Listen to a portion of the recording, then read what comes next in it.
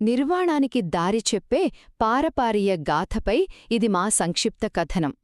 సుమారు 2500 ఏళ్ల క్రితం పారపారియ అనే వ్యక్తి బుద్ధుడిని కలిశారన్నమాట.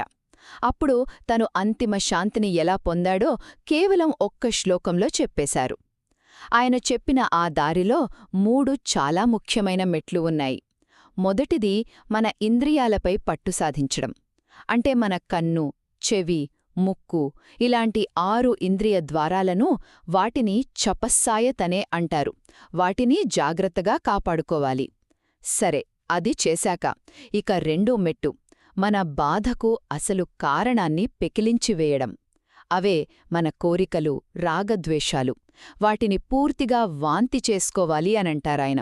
అంటే అఘమూలం వమిత్వాన. ఈ 2 పనులు చేసినప్పుడు ఇక చివరిగా మిగిలేదే నిర్వాణం. అంటే మనసులోని అన్ని మలినాలు, వాటినే ఆసవాలు అంటారు, అవి తొలగిపోయి అంతిమ శాంతి దొరుకుతుందని పారపార్య తన అనుభవంతో స్పష్టం చేశారు. సో పారపార్య చెప్పిన రహస్యం ఏదో మాయమంత్రం కాదు, మనశ్శాంతికి ఒక ప్రాక్టికల్ ఫార్మ్యులా. ఇంద్రియాలను కాపాడుకో, కోరికలను వదిలించుకో, శాంతిని పొందు.